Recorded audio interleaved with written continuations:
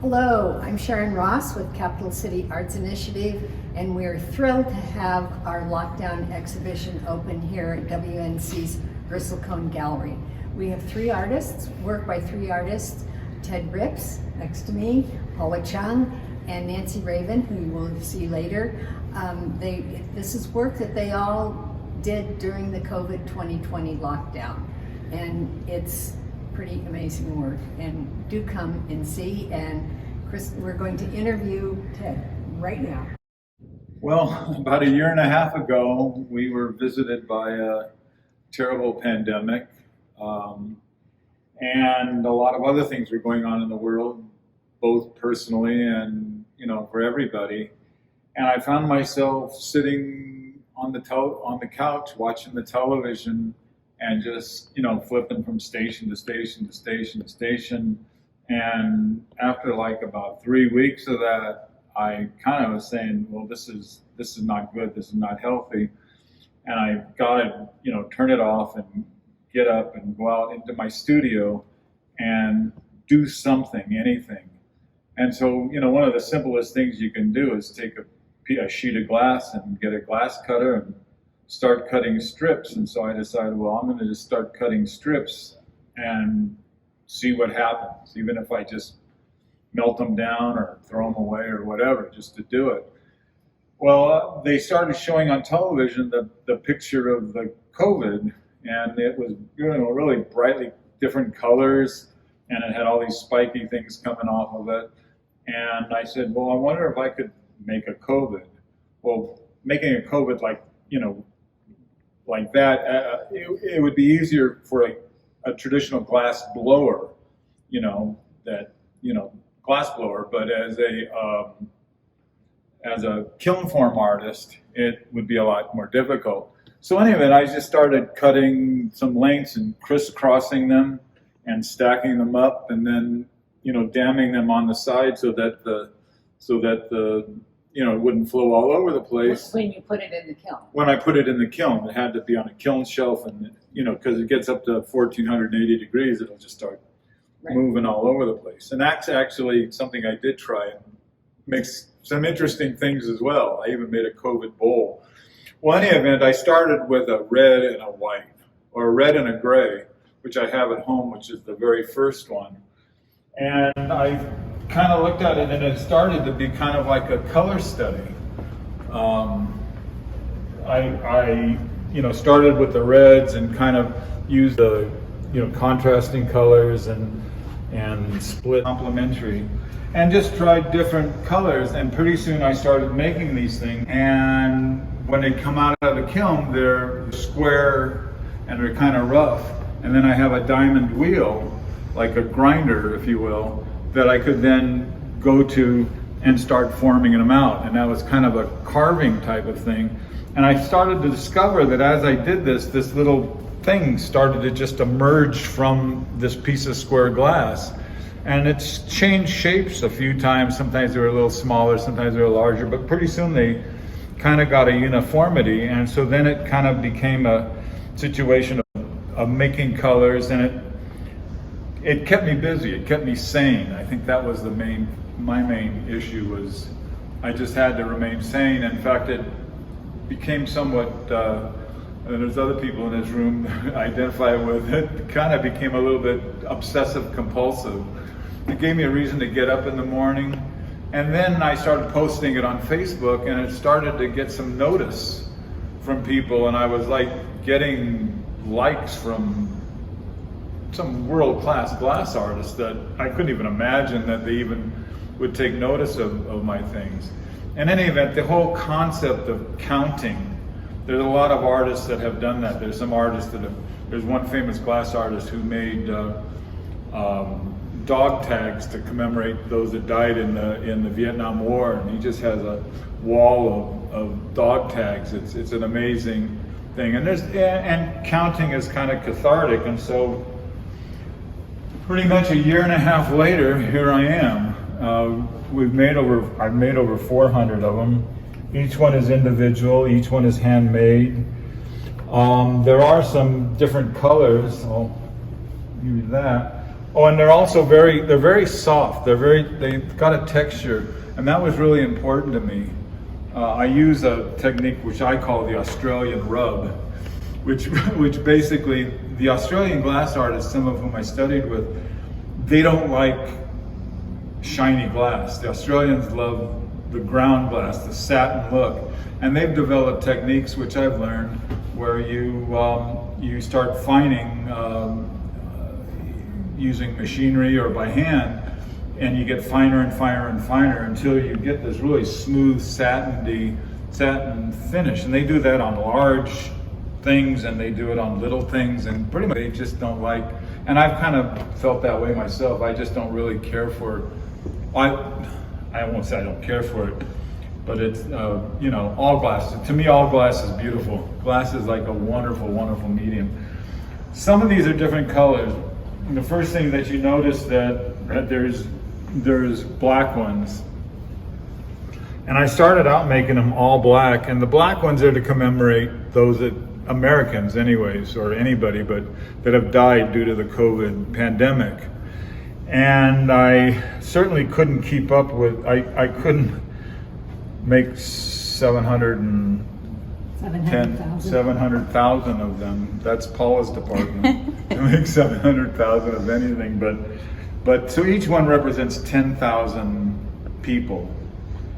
And I actually stopped at 61. I just couldn't keep up with it anymore. I may go back and continue to make some. And the white ones that are kind of hope, the white ones are kind of surrounding the black ones a little bit, and they became antibodies as people started getting vaccines, so I wanted to show antibodies. Plus, in the making of all this, to be honest, with a lot of these things, you can see these colors, I had a lot of strips left over. I had a lot of, once I made one, they weren't exactly. And so I started incorporating all my little spares and lining them up with colors and putting them into different pieces.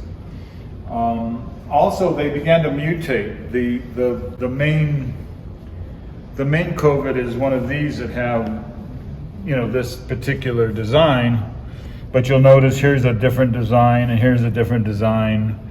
Here's another design that I like, and each of these I started to call them, mutations, COVID mutations. Ted, can you talk about how you signed these? Well, I started doing this a long time ago. I actually had a teacher who people always take, and they when they sign their artwork, they find a really remote place of their artwork, and they kind of sign it. And this particular master glass artist, he used to make a logo, and he'd put his logo right in the middle of the piece. That's where you wanted to put it. It should be subtle. And of course, the Japanese do that. What is that? They have their little, I don't know what it's called, but a lot of Japanese art, you'll see where they put their mark. And I don't know that you'll be able to see it, but maybe there's one that's more pronounced. Can you see that? Oh, yes. Maybe there's one that's a little better. I can feel it. Oh, here, this one. I can feel them. They're not all the same. I sandblast them in there. Anyways, you can feel it. And that's really what it's supposed to be. You really don't want to see it, but you can feel it. And it's a Braille R. Unless I'm holding it upside down, and then I think it's an M. But it's a Braille R. And that's just my mark. And I use that now on all of my pieces, on everything. And over the course of if I could just say, Karen and I have had some fun with this. At a certain point when there was kind of a downturn in the pandemic, Karen and I went to Death Valley and to Yosemite and to Mono Lake, all the way up the Eastern Sierra and we packed all the ones we had, and we put them in the car, and we kind of had a field trip, and everywhere we went, we would put one out and we would photograph with it like they were on the trip, and people really enjoyed seeing that. They were kind of on tour and kind of on a field trip, and that we had some fun with that. Did you leave them? Did we lose any? Leave them in those. I left one, Karen and I, when we were driving up at Lone Pine, that's the site of Manzanar, which was an internment camp for Japanese Americans during World War II. And they have a cemetery out there with a big monument, and a lot of people leave coins and different items there. And we left a black COVID there. Oh. So we did leave one at Manzanar. Just, you know, it just seemed like something we wanted to do. Well, Ted, thank you so much for bringing these pieces and explaining. This is incredible really work. This is really a thrill for me. I mean, it's you know, making art in your own, having your art shown is also a way of getting out. And you know, even if if you're locked down and you're making these, and while they're giving you a peace of mind, now I'm just kind of locked down with all my friends here, and I kind of, you know, they're you know, I'm kind of attached to them. Well, good. Well, thank you. Anyway, thank you My ever pleasure. so much. Paula Chung's work is here in Lockdown Exhibition, and it's a major installation of a teeny tiny portion of her art production. Paula's work is called Requiem. Paula, tell us about it. Well, I started, as Ted, worrying about the COVID, more on my side, the COVID deaths and being upset about them.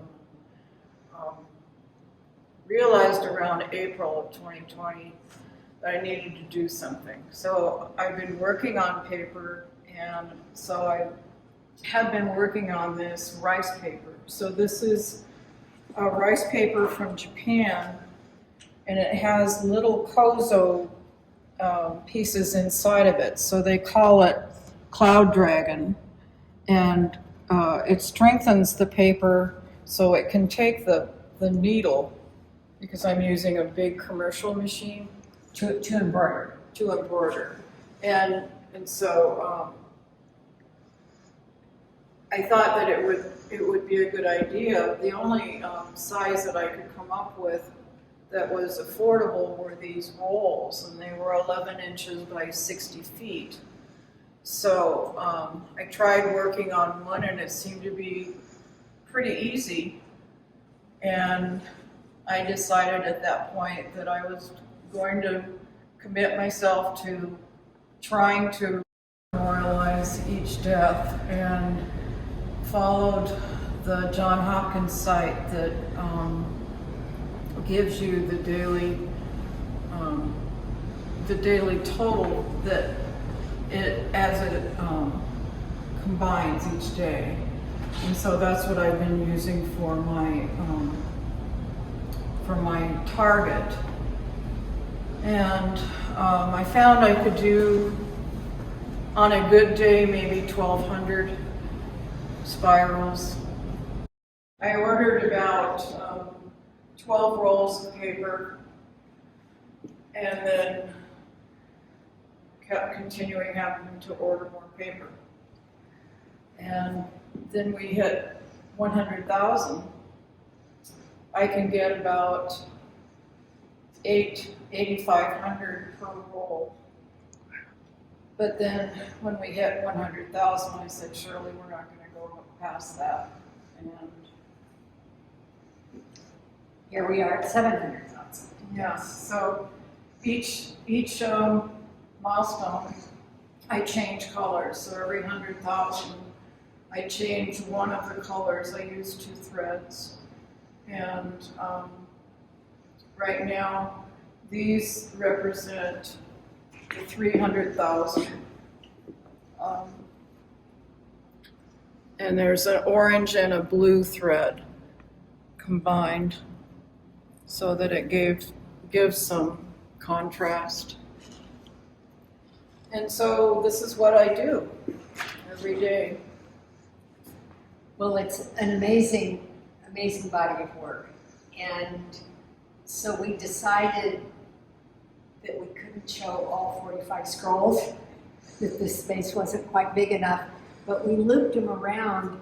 And to me, after having it in here for a couple of days, it began to represent the ups and downs and the surges of the deaths nationally. I don't know if that makes sense to you. It does to me, yes. And so, Paula, thank you for bringing these pieces. Also in the gallery, there's a dish with Paula cut up some individual ones so you can wear them, and it memorializes one person's death, and you can wear it. So Paula, keep going, keep telling more. Well, the process seemed to be quite easy, but I knew the paper was going to be too fragile. I decided that I needed to strengthen it, so I found a product that was a polyacrylic that was used for furniture. And so I watered that down and then rolled it on the back. And so that gave the stiffness to it and then protects the paper so that it's not going to tear as easily. But I'm so thrilled with the way these rolls are displayed. It's just astounding. And you can see the transparency of the paper if you can get backlit.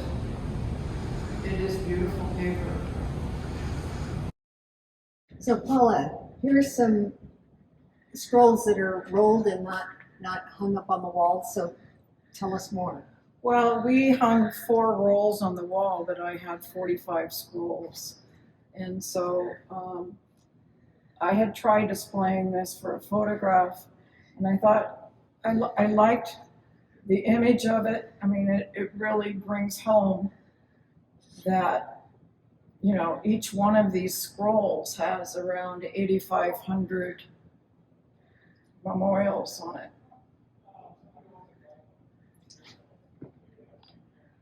So one of the things in looking at the scrolls here, on this side of the scrolls, your threads come out. It's sort of like, that sort of extends the metaphor of the deaths that are memorialized in this scroll. Yes, in the pieces I was sewing them, each was connected, and then I would cut the threads apart. And so in the spiral, I see the beginning of life at the center, and then the end of life with the thread. And I tried to make each spiral a little different, just to, as I was stitching, I would think, oh, maybe this person was young, or this person was old, or this person was flamboyant, or, you know, just to make them different. Wow, it's amazing work. Paula, give us your website. My website is just my name, paulachung.com. So check it out. Another artist in our exhibition is Nancy Raven. She lives here in Carson City and has done this wonderful series of prints that are right behind us. So Nancy, tell us about your work. Well, I've drawn all my life. I've always carried little sketchbooks with me and drawn sketches of things that I saw on trips, and it served as a journal as well. I would write things that would happen and then do sketches of things that I saw along the way, and just quick little things.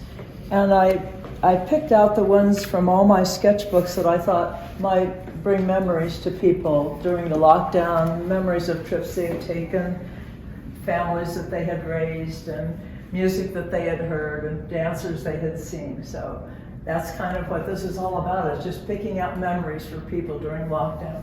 Well, that's wonderful, and the title of the entire piece is Sketchbook Memories. So Nancy, tell us how you made these. Well, I have found a very soft material, much like a very thick, soft linoleum, and I would carve, I traced the sketch out of here, like this one. I would trace that sketch onto tracing paper, and then turn that tracing over onto the cutting material and cut it out, and then I would print on black paper so that where I cut, it would show the black paper through. And then afterwards I added watercolor or color pencil or different ways just to add some color to it. Yeah. Well, they're beautiful and they're getting a great deal of attention from people coming into the gallery.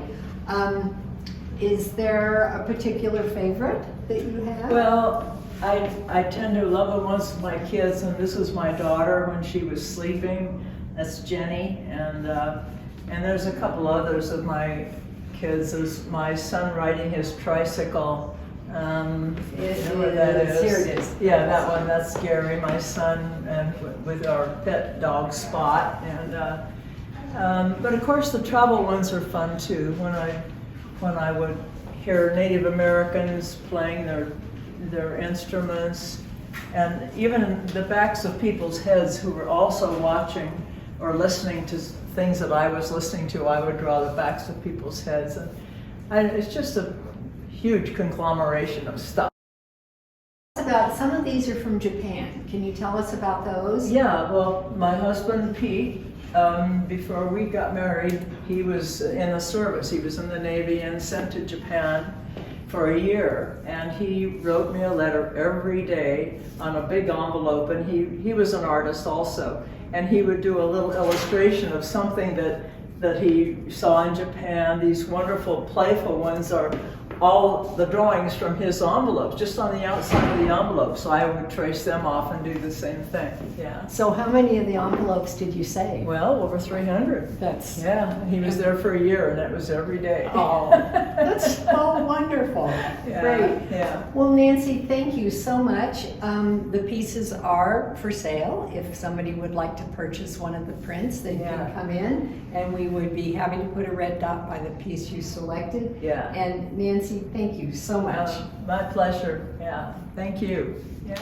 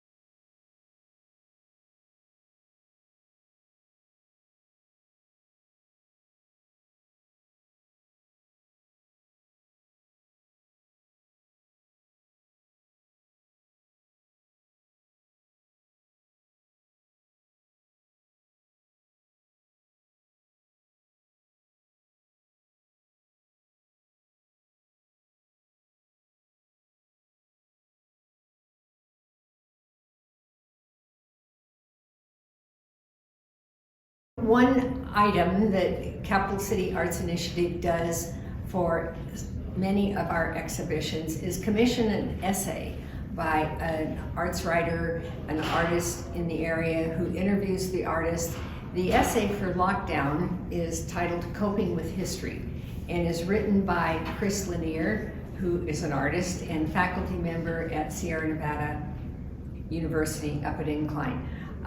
Actually, Nancy has the page 1 of the essay, and Chris has done a wonderful job of interviewing the artists and writing about their processes, their history, and how their work fits in with contemporary visual art. So I encourage you all to go online, read the essay online, or if you're coming to see the show, there are handouts in the gallery. Thank you to Chris. So he's the 4th artist that's part of this this big exhibition. In addition, CCAI wants to sincerely and enthusiastically thank all of our sponsors, our members, and the John and Grace Nauman Foundation, the National Endowment for the Arts, and the Nevada Arts Council, the Nevada Humanities and National Endowment for the Humanities, Southwest Gas Corporation, Steele and Associates, and Kaplan Family Charitable Fund, and the Governor's Office of Economic Development for their Nevada Pandemic Technical Support Grant. Thank you all very, very much.